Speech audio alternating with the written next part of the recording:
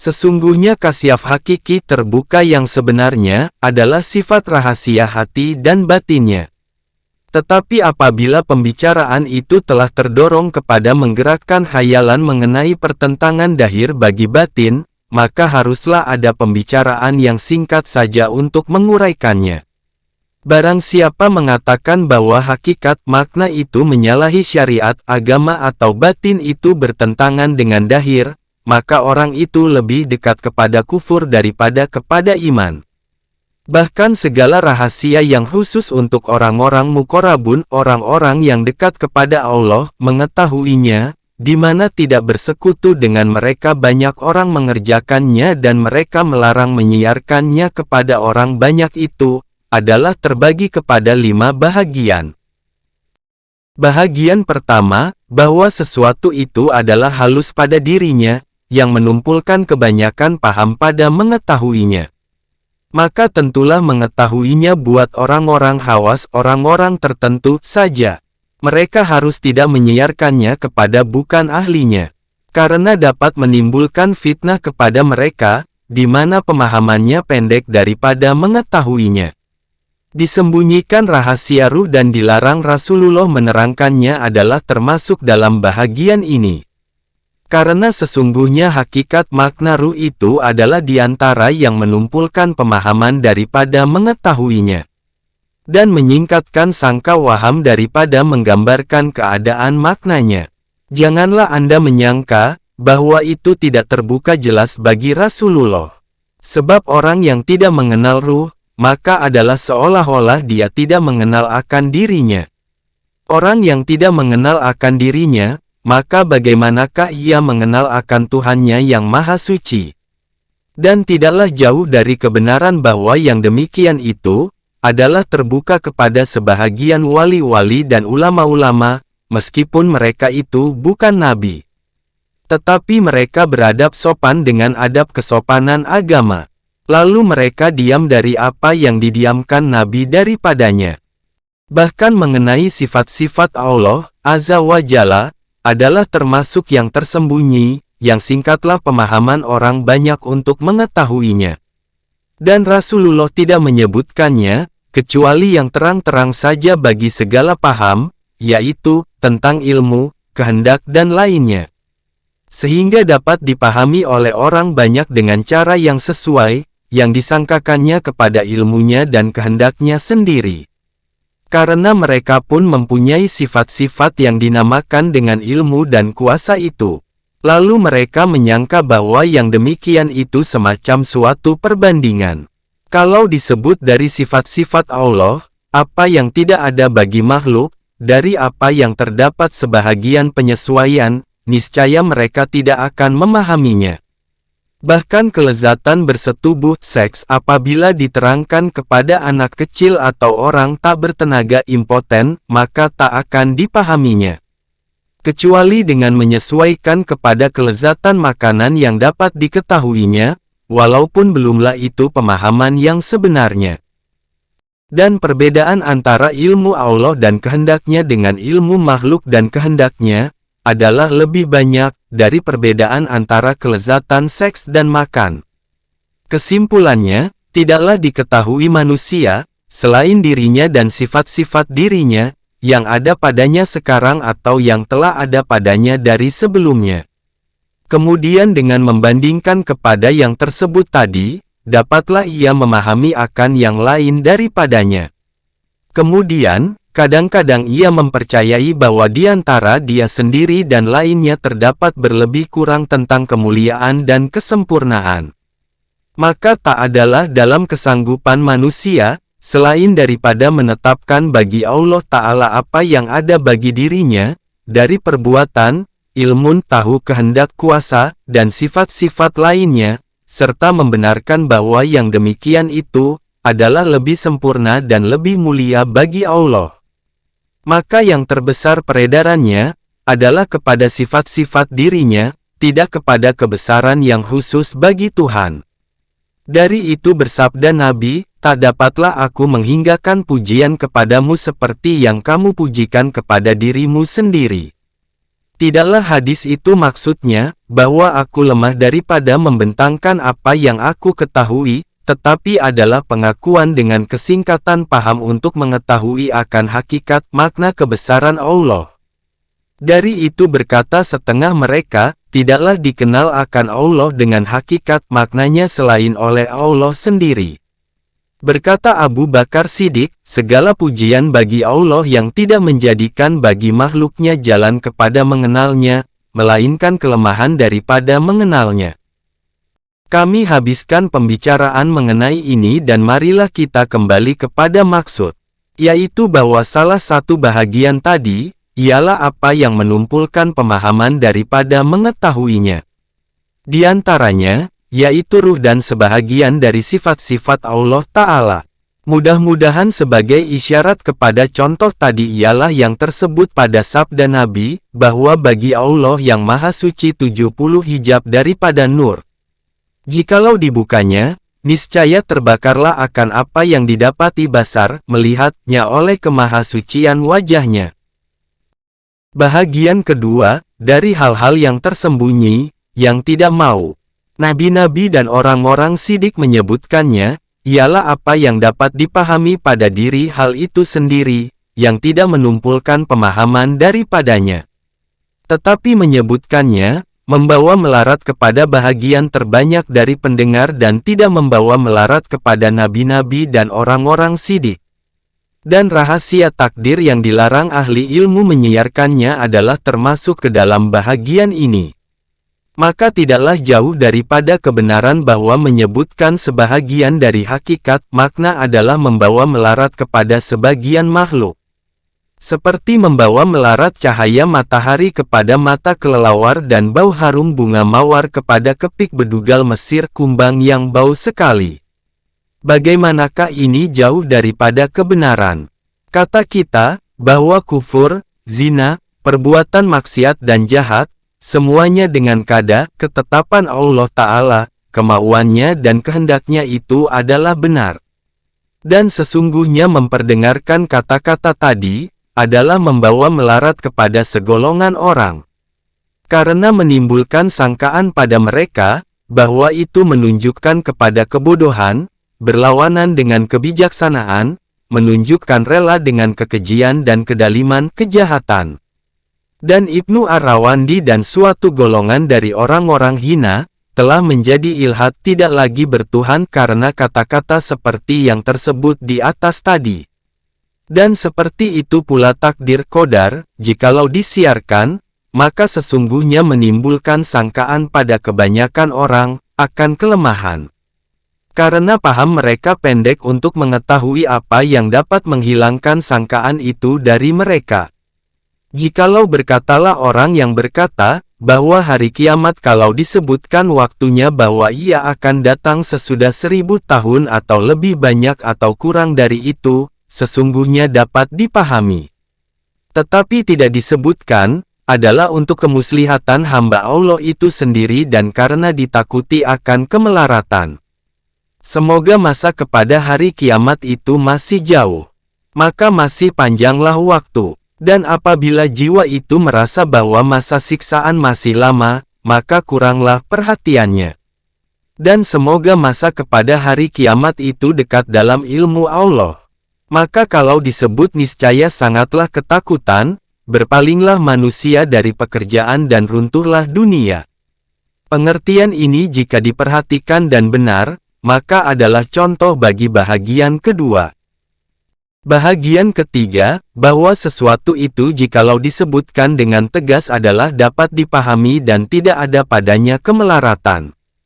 Tetapi disebutkan secara kinayah, sindiran tidak terus terang, secara meminjam kata-kata lain istiarah dan perumusan. Supaya lebih mendalam masuknya ke dalam hati si pendengar. Dan si pendengar itu sendiri, mempunyai kepentingan, supaya besarlah pengaruh hal itu dalam hatinya. Seumpama kalau dikatakan oleh orang yang mengatakan, aku melihat si Anu menggantungkan mutiara pada leher babi. Maka dipakai kata-kata kinayah tadi, terhadap penyiaran ilmu dan pengembangan hikmah kepada bukan ahlinya. Kadang-kadang si pendengar itu terus mendahului kepada pemahamannya akan yang dahir, luar dari kata-kata itu. Dan orang yang berpaham, apabila memperhatikan dan mengetahui, bahwa manusia tadi, tak ada padanya mutiara dan tak ada pada tempatnya babi, niscaya menjadi pintar, karena mengetahui rahasia dan batin itu. Mengenai hal itu, berlebih kuranglah manusia. Dan dari inilah berkata seorang penyair. Dua orang lelaki, seorang penjahit, yang lain penenun. Keduanya memandang berhadap-hadapan, ke arah dua bintang Lazuardi. Yang satu senantiasa menenuni, kain koyak, yang membelakang. Yang temannya menjahitkan, pakaian kawan yang berhadapan. Penyair tadi menyusun kata-kata tentang keadaan di langit mengenai menghadap dan membelakang dengan mengambil ibarat dua orang pekerja. Cara ini membawa kepada penyusun kata-kata tentang sesuatu pengertian, dengan bentuk yang mengandung diri pengertian itu sendiri atau contohnya. Di antara contohnya ialah sabda Nabi, bahwa masjid itu menjadi kuncup dari dahak manusia, sebagaimana kuncupnya kulit di atas api. Anda dapat melihat, bahwa halaman masjid itu tidaklah kuncup disebabkan oleh adanya dahak manusia. Tetapi artinya adalah bahwa jiwa masjid itu dihormati. Dan meludahkan dahak ke dalamnya, adalah penghinaan kepada masjid. Maka berlawananlah yang demikian dengan pengertian masjid, seperti berlawanannya api karena bersambung dengan bahagian-bahagian dari kulit itu.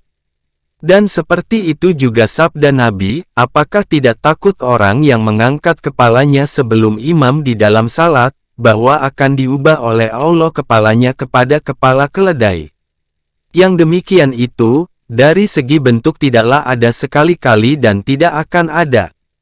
Tetapi dari segi pengertian, itulah yang ada. Karena kepala keledai itu tidaklah yang sebenarnya, baik keadaan atau bentuknya. Tetapi yang dimaksudkan ialah sifat yang khusus bagi kepala keledai, yaitu kebodohan dan kedunguan. Maka orang yang mengangkat kepalanya sebelum imam, jadilah kepalanya itu kepala keledai, dalam pengertian bodoh dan dungu. Itulah yang dimaksud, bukan bentuknya yang menjadi wadah dari pengertian itu. Karena dari tujuan kebodohan, ialah berkumpul antara mengikut dan mendahului, di mana keduanya itu berlawanan. Sesungguhnya diketahui bahwa rahasia itu berlawanan dengan dahir luar, ada kalanya dengan dalil akal atau dalil agama. Dengan dalil akal, membawanya kepada dahir yang tidak mungkin, seperti sabda Nabi, hati mukmin itu di antara dua jari dari jari-jari Tuhan yang pengasih. Karena kalaulah kita periksa akan hati mukmin itu, maka tidaklah kita memperoleh di dalamnya anak jari. Maka diketahuilah bahwa itu adalah kata kiasan kinayah dari kehendak yang menjadi rahasia dari anak jari dan jiwanya yang tersembunyi. Dikinayahkan, dikiasakan dengan anak jari itu dari kehendak. Karena dengan cara yang demikian adalah lebih besar kesannya di dalam memahami kesempurnaan pengertian kehendak. Dan termasuk di dalam golongan ini, mengenai kiasan kinayah dari takdir, firman Allah Ta'ala, sesungguhnya bila kami kehendaki sesuatu, kami hanya mengatakan kepadanya, jadilah. Kun, lalu jadilah dia. Surat 16 An-Nahl ayat 40. Bahwa menurut dahiriyahnya, itu tak bisa jadi. Karena firmannya kun, jika ditujukan kepada sesuatu sebelum adanya, maka itu mustahil. Karena barang yang belum ada al-makdum tidak memahami sesuatu perkataan yang ditujukan kepadanya al-hitaab sehingga ia mengikutinya. Dan jika ditujukan kepada sesuatu, sesudah adanya, maka barang yang sudah ada, tidak memerlukan lagi kepada diadakan. Tetapi tatkala adalah kiasan kinayah itu lebih mendalam di dalam jiwa untuk memberi pemahaman tujuan dari kehendak, maka dipakailah kiasan kinayah itu. Adapun yang diperoleh dengan syariat agama, maka melakukannya secara dahir itu mungkin. Tetapi ada riwayat yang menerangkan bahwa yang dimaksudkan adalah bukan yang dahir, seperti yang diriwayatkan mengenai penafsiran firman Allah Ta'ala, Allah yang menurunkan air hujan dari langit awan lalu mengalir air itu di lembah-lembah menurut ukurannya. Surat 13 Ar-Ra'd ayat 17. Bahwa yang dimaksudkan dengan air pada ayat tadi ialah Al-Quran. Dan yang dimaksudkan dengan lembah-lembah itu ialah hati. Bahwa sebahagian dari hati itu membawa banyak hal, sebahagian daripadanya membawa sedikit dan sebahagian lagi tidak membawa apa-apa. Dan bui itu adalah seumpama kufur dan nifak. Maka meskipun dia itu dahir dan terapung di atas air, tetapi dia tidak tetap. Dan hidayah petunjuk yang bermanfaat bagi manusia itu tetap. Dalam bahagian ini, ada suatu golongan membicarakannya secara mendalam. Lalu menakwilkan apa yang datang pada hari akhirat, tentang timbangan amal, mizan, titian, sirat, dan lainnya. Tindakan tersebut adalah bid'ah karena yang demikian tak ada riwayatnya. Dan melakukannya di atas dahir tidaklah suatu yang mustahil. Dari itu, haruslah diperlakukan secara dahiriyah. Bahagian keempat, bahwa manusia itu mengetahui sesuatu secara keseluruhan, global. Kemudian secara terperinci dengan penelitian dan perasaan, dengan jadinya sesuatu itu bertempat menjadi pakaian baginya. Maka berlebih kuranglah dua ilmu tadi. Yang pertama adalah sebagai kulit dan yang kedua adalah sebagai isi. Yang pertama adalah sebagai dahir, luar jiwa dan yang kedua adalah sebagai batin, dalam jiwa. Yang demikian itu, adalah seumpama yang menampak pada mata manusia sesuatu di dalam gelap atau pada tempat yang jauh. Maka terjadilah baginya semacam pengetahuan.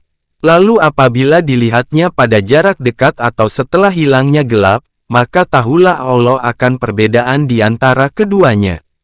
Dan tidaklah yang kemudian itu berlawanan dengan yang pertama. Akan tetapi menyempurnakan bagi yang pertama. Maka seperti itu pulalah ilmu, iman dan tasdik membenarkan. Karena manusia itu kadang-kadang membenarkan adanya rindu, sakit dan mati sebelum lagi terjadi. Tetapi keyakinannya ketika telah terjadi menjadi lebih sempurna daripada sebelumnya. Bahkan bagi manusia mengenai syahwat, rindu dan lain-lain hal, mempunyai tiga keadaan yang berlebih kurang dan perasaan yang berbeda-beda. Pertama, membenarkan dengan adanya sebelum terjadi. Kedua, membenarkan dengan adanya ketika terjadi. Ketiga, membenarkan dengan adanya ketika telah terjadi. Keyakinan kita dengan lapar setelah hilangnya, berlainan dengan sebelum lagi hilang. Dan seperti demikianlah, sebahagian dari ilmu-ilmu agama, ada yang menjadi terasa betul, lalu sempurnalah dia. Maka adalah yang demikian seperti batin, bila dibandingkan kepada keadaan sebelumnya. Maka bedakanlah di antara ilmu orang sakit tentang kesehatan dan ilmu orang sehat mengenai kesehatan itu. Maka pada bahagian-bahagian yang empat itu, berlebih kuranglah dia di antara manusia. Dan tak adalah pada satu pun daripadanya, yang batin itu bertentangan dengan yang dahir. Tetapi adalah menyempurnakan dan mencukupkan, seperti isi menyempurnakan akan kulit. Sekian. Bahagian kelima, bahwa diperkatakan tentang sesuatu itu, dengan kata-kata, tidak dengan keadaan. Maka orang yang berpaham singkat, lalu tegak kepada yang dahir dan berkeyakinan kepada yang diucapkan itu. Tetapi bagi orang yang memandang kepada hakikat makna itu, mengetahui akan rahasia yang terpendam di dalamnya. Ini adalah seperti perkataan dari orang yang mengucapkan, berkata dinding kepada tiang, mengapakah engkau menyusahkan akan aku?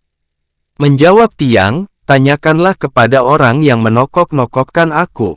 Mengapakah Allah membiarkan di belakangku batu yang ada di belakangku? Ini adalah penyusunan kata-kata keadaan dengan kata-kata yang diucapkan. Dari inilah, firman Allah Ta'ala, kemudian itu Allah menuju ke langit, ketika itu berupa asap. Tuhan berfirman kepadanya dan kepada bumi, datanglah engkau keduanya dengan sukarela atau terpaksa. Keduanya menjawab, kami datang dengan sukarela, patuh. Surat 41 Fussilat ayat 11.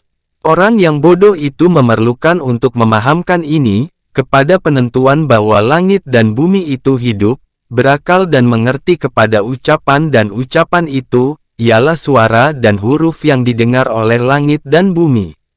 Lalu keduanya menjawab dengan huruf dan suara, dengan mengatakan, kami datang dengan sukarela. Dan orang yang bermata hati, tahu bahwa yang demikian itu, adalah kata-kata keadaan lisanul hal. Dan menerangkan bahwa langit dan bumi itu diuntukkan dengan sendirinya kepada yang demikian. Dan menuruti kepada yang diuntukkan itu dengan mudah. Dan dari inilah, firman Allah Ta'ala, dan tak ada sesuatu pun, melainkan semata-mata memuji Tuhan dengan kemuliaannya. Surat 17 Al-Isra ayat 44. Orang yang bodoh itu, memerlukan pada memahaminya kepada penentuan bahwa benda-benda beku itu mempunyai hidup, akal dan tutur kata dengan suara dan huruf. Sehingga dapat ia mengatakan, Subhanallah, Maha Suci Allah, supaya benar-benarlah pengucapan tasbih itu.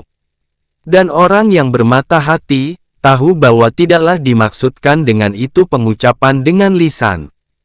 Tetapi adanya benda itu merupakan pengucapan tasbih kepada wujud Allah, berkudus kepada zat Allah dan naik saksi kepada keesaannya, seperti yang dikatakan oleh seorang penyair.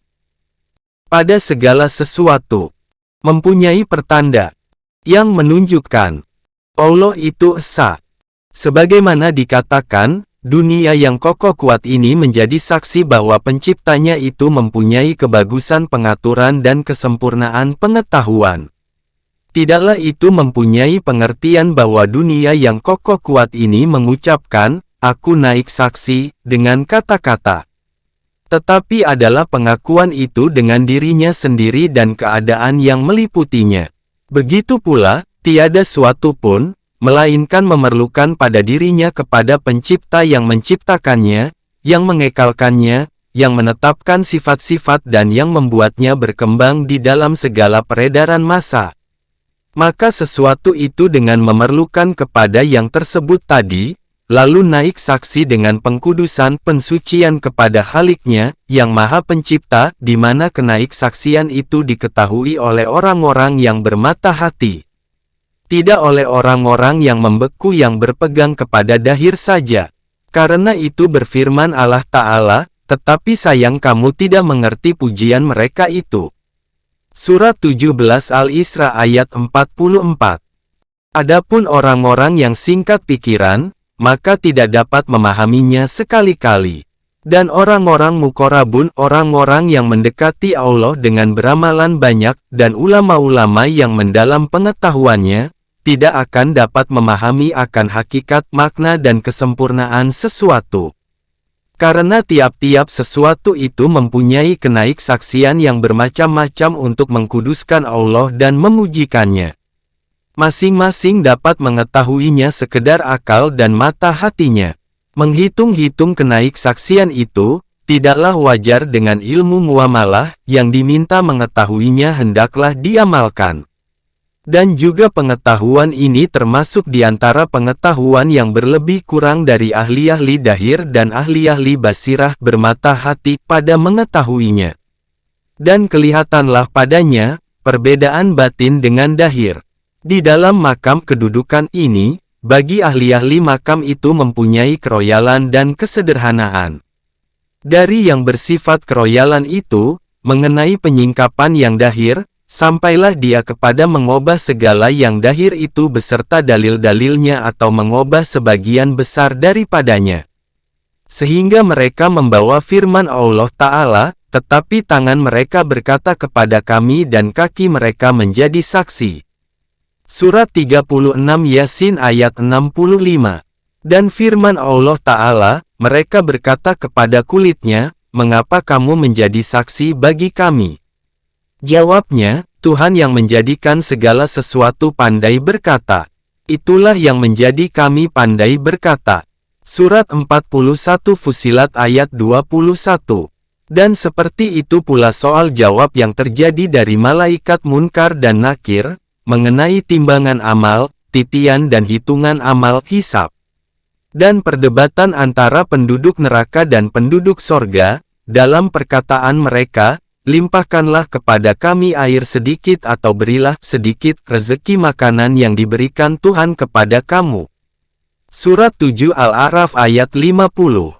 Mereka mendakwakan bahwa itu semua adalah dengan lisanul hal kata-kata keadaan. Dan segolongan lain, bersangatan menutup pintu penafsiran. Di antaranya Imam Ahmad bin Hanbal yang melarang penafsiran firman Allah Ta'ala, kun fayakun.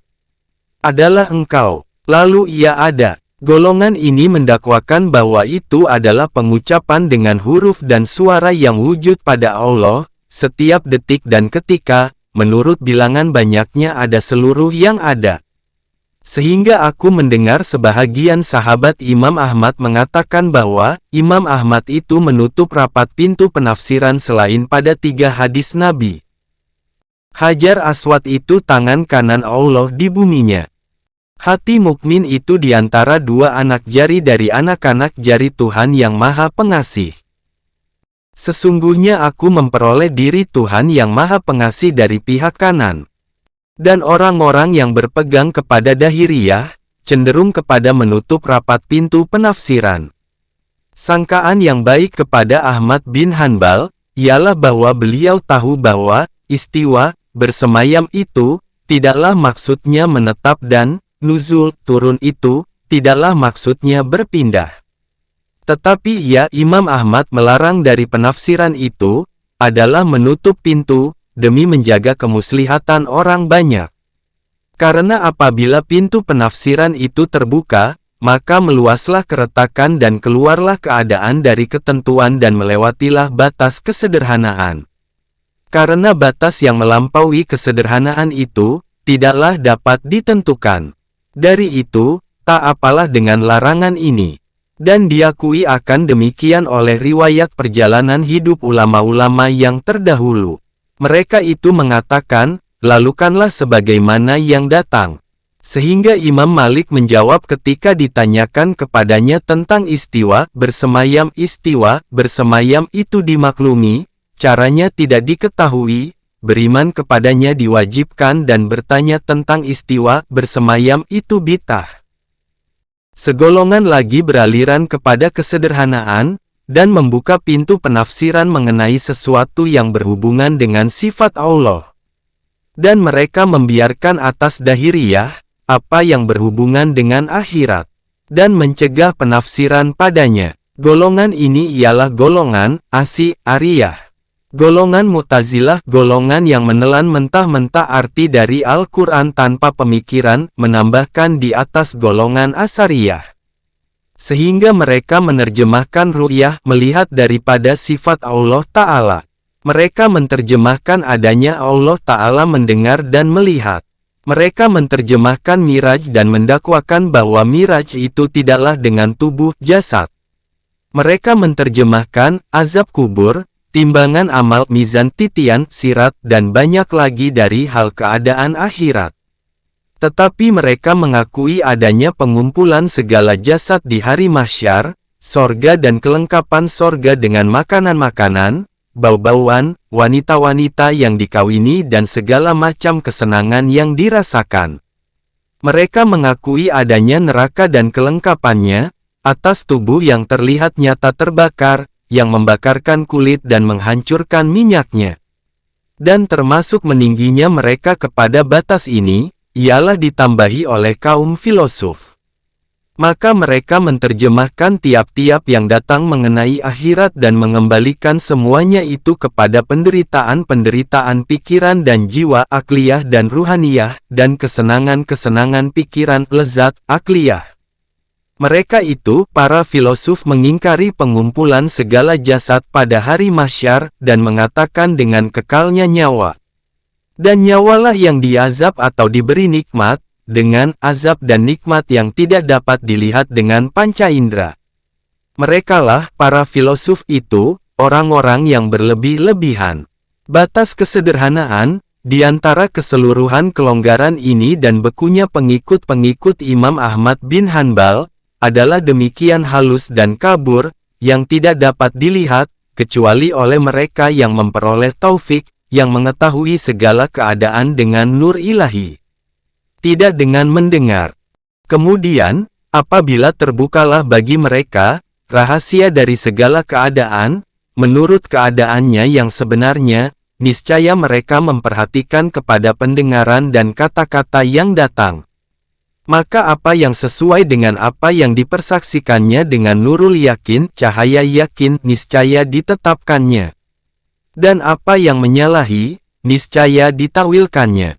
Adapun orang yang mengambil marifat pengenalan segala keadaan ini, dari pendengaran semata-mata, maka tidaklah teguh pendiriannya dan tidaklah tentu tempat tegaknya. Dan yang lebih wajar bagi orang yang menyingkatkan kepada pendengaran semata-mata ialah makam pendirian Imam Ahmad bin Hanbal. Sekarang, maka pembukaan tutup dari batas kesederhanaan, mengenai segala keadaan itu, adalah termasuk di dalam ilmu diminta untuk mengetahuinya saja ilmu mukasyafah. Dan pembicaraan mengenainya itu akan panjang. Dari itu maka tidaklah kita mencemplungkan diri ke dalamnya. Maksud sekarang ialah menerangkan penyesuaian batin dengan dahir dan batin itu tidak bertentangan dengan dahir. Maka dengan 5 bahagian yang tersebut itu telah terbukalah banyak hal.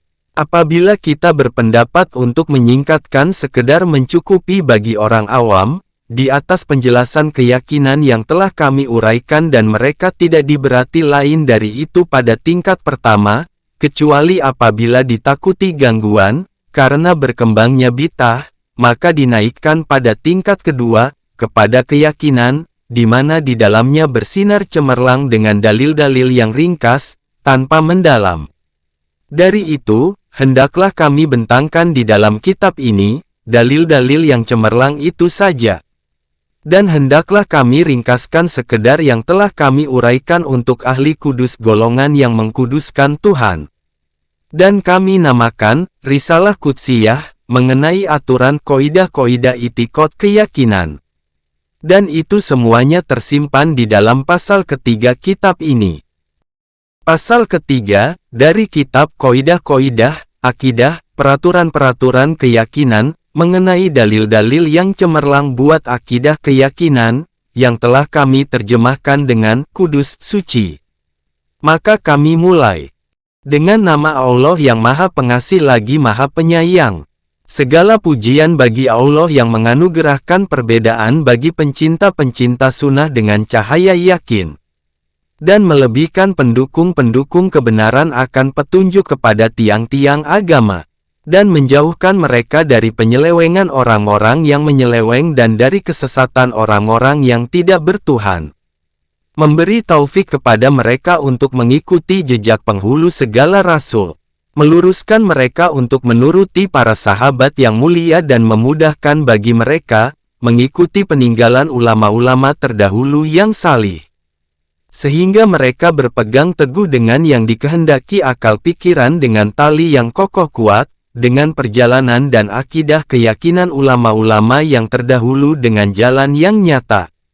Maka dikumpulkan mereka dengan penerimaan, di antara hasil keyakinan akal dan kehendak-kehendak agama yang dinakolkan, diambil dari pokok-pokok agama. Dan yakinlah mereka bahwa mengucapkan apa yang menjadi ibadah mereka dari kata-kata, La ilaha illallah, Muhammadur Rasulullah, tidaklah berfaedah dan berhasil, jikalau tidak benar-benar meliputi dengan apa yang dibawa oleh kalimah syahadah itu, dari isi dan pokok-pokoknya. Mereka mengetahui bahwa 2 kalimah syahadah di dalam kesingkatannya itu, mengandung keyakinan wujud zat Allah, sifat-sifatnya dan afal perbuatannya dan mengandung keyakinan kebenaran Rasul. Dan mereka mengetahui bahwa pembangunan keimanan itu adalah di atas sendi-sendi rukun-rukun ini, yang banyaknya 4. Dan masing-masing rukun itu, berkisar di atas 10 pokok. Rukun pertama, mengenai marifah mengenal zat Allah Ta'ala dan berkisar di atas 10 pokok. Yaitu, mengetahui dengan wujud Allah Ta'ala, kidam tiada berpermulaannya, bakanya kekal, Allah tidak jauhar, benda, barang, tidak tubuh dan tidak aradel, sifat. Allah tidak tertentu dengan sesuatu pihak, tidak tetap di atas sesuatu tempat. Allah dilihat dan Allah Maha Esa. Rukun kedua, mengenai sifat-sifatnya dan melengkapi kepada 10 pokok, yaitu, mengetahui bahwa Allah itu hidup, tahu, berkuasa, berkehendak, mendengar, melihat, berkata-kata, maha suci dari bertempat sifat-sifat yang baru padanya, tiada berpermulaan, kata-katanya, ilmunya dan kemauannya.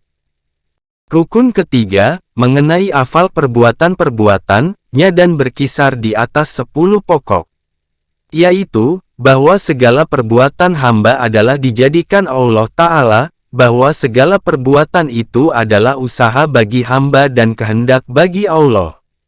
Bahwa Allah mengurniai dengan menjadikan dan menciptakan. Bahwa Allah mempunyai hak taklif menugaskan apa yang tidak disanggupi. Bahwa Allah mempunyai hak menyakiti orang yang tidak berdosa. Tidak wajib atasnya menjaga yang lebih baik. Bahwa tiada yang wajib melainkan dengan apa yang diwajibkan agama. Bahwa mengutuskan nabi-nabi itu jais, sesuatu yang boleh saja, bukan suatu kewajiban. Dan bahwa kenabian Nabi Muhammad Shallallahu Alaihi Wasallam itu benar, yang dikuatkan dengan mujizat-mujizat. Rukun keempat, mengenai samiyat hal-hal yang didengar dari agama, dan berkisar di atas 10 pokok. Yaitu, adanya pengumpulan dan kebangkitan sesudah mati, pertanyaan munkar dan nakir, azab kubur, timbangan, titian, menjadikan sorga, neraka dan hukum-hukum mengenai kepemimpinan, mengenai siapa yang menjadi imam di kalangan umat Islam, bahwa keutamaan para sahabat Nabi itu, adalah menurut urutan penyebutan nama mereka dan syarat-syarat menjadi imam bagi kaum muslimin, syarat-syarat memegang jabatan imamah. Rukun pertama, dari rukun-rukun iman, ialah mengenal marifah zat Allah. Bahwa Allah Ta'ala itu Esa. Rukun ini berkisar di atas 10 pokok. Pokok pertama, mengenal adanya Allah Ta'ala. Cahaya yang pertama-tama yang menyinarinya dan yang berjalan dengan jalan memperoleh ibarat, ialah apa yang telah ditunjuki oleh Al-Quran. Maka tak adalah penjelasan, sesudah penjelasan Allah Ta'ala. Berfirman Allah Ta'ala, bukankah kami telah menjadikan bumi sebagai hamparan terbentang luas, dan gunung-gunung sebagai pasaknya, dan kami ciptakan berpasangan. Dan kami jadikan tidurmu untuk istirahat. Dan kami jadikan malam sebagai tutup. Dan siang kami jadikan untuk mencari penghidupan. Dan kami bangun di atas kamu 7 yang teguh. Dan kami jadikan lampu yang terang benderang. Dan kami turunkan dari awan air yang tercurah. Karena dengan itu kami hendak menghasilkan tanaman yang berbuah dan tumbuh-tumbuhan. Dan kebun-kebun yang lebat. Surat 78 An-Naba, ayat 6-16. Berfirman Allah Ta'ala, sesungguhnya tentang ciptaan langit dan bumi, pertukaran malam dan siang, kapal yang berlayar di lautan yang memberi manfaat kepada manusia, air hujan yang diturunkan Tuhan dari langit, lalu dihidupkannya karena hujan itu, bumi yang sudah mati kering, dan berkeliaranlah berbagai bangsa binatang dan perkisaran angin dan awan yang disuruh bekerja di antara langit dan bumi. Sesungguhnya semua itu menjadi bukti kebenaran untuk orang-orang yang mengerti. Surat 2 Al-Baqarah ayat 164.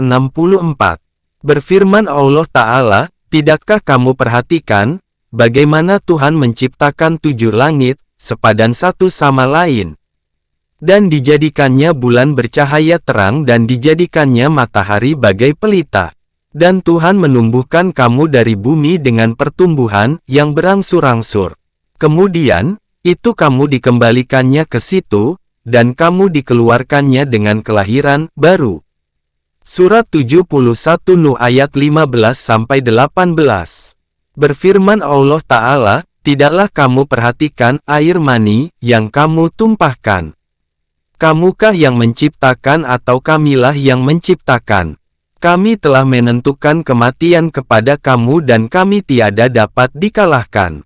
Untuk menukar rupa kamu dan menjadikan kamu dalam rupa